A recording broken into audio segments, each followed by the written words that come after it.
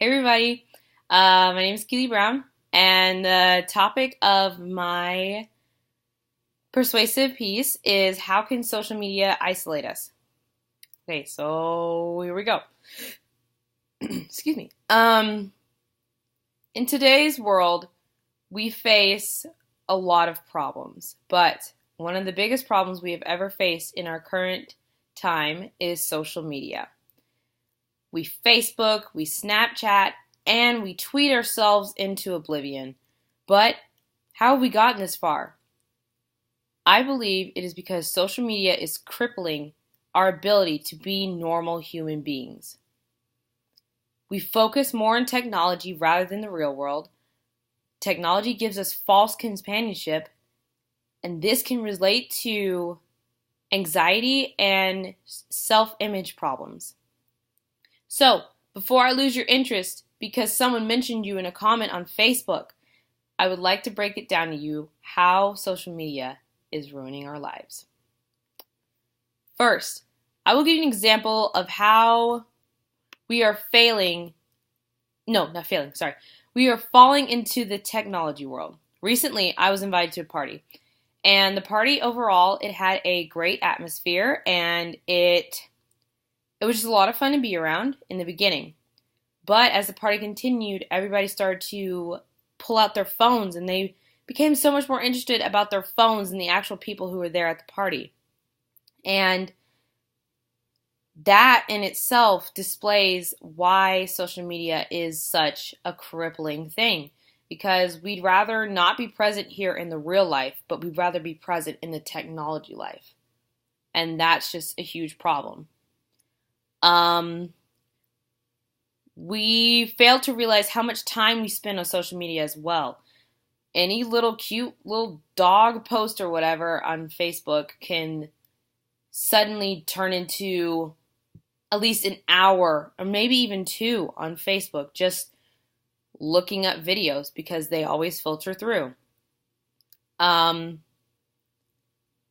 an article by Lindsay Dodson called "Spending More Than 2 Hours on Social Media Per Day Can Make You Feel Isolated," she quotes that devoting multiple hours to social media each day inevitably leaves less time to talk to others in the real world.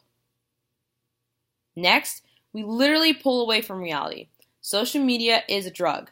Like all real drugs out there, they come with a small little warning and little italicized letters. If I could choose what that warning would be, it would be warning. Once you enter, you will be sucked into a vortex. Temporary loss of time and perception to reality. I believe that we should limit our time on social media. By limiting our time, we can always beat the vortex. We also start to realize how obsessed we are with other people's lives. We get jealous because our friends are off partying somewhere. We get jealous when our friends are sending pictures from Europe and they're studying abroad and whatnot. But all that really doesn't matter. We think that if we aren't having as much fun as they are, then we're not living a really great life. But that's so not true. Okay. Next, I will bring up the topic that people roll their eyes at. Love. Love is a deep devotion to someone or something. For me, I love technology and social media. But unfortunately, some people love social media and technology. They begin to form a sort of relationship with it. They make it almost like they are literally dating social media. Debbie McGarwin quotes that social media provides visual substitutions to actual friends and family. It allows people to maintain emotional distance with the illusion of intimacy. Have you ever felt that way before? If you have, I ask you to do the following. Stop it. Also, social media has this looming cloud over it and seems to make us more depressed because of the information or pictures that we see. There have been many times in my life where I felt depressed because I wasn't doing the most exciting thing out there with my friends. And then I realized that that's super dumb to think that way. I don't have to do what they're doing to have fun with my life. So, yeah. Okay.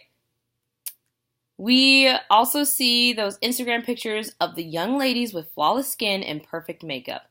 I hate to burst y'all's bubble, but that is so fake. Um, there's been times for me that I have personally felt that I'm just not measuring up to them, or my life isn't as perfect as theirs. But then again, their life isn't even that perfect. They have to work for that perfection, and that's not even true perfection. Um, Social media has those side effects of feeling less than yourself and feeling like you do not measure up. One example of social media that diminishes our well being is Tumblr. In an article called Are Social Networks Causing Loneliness Among Teens?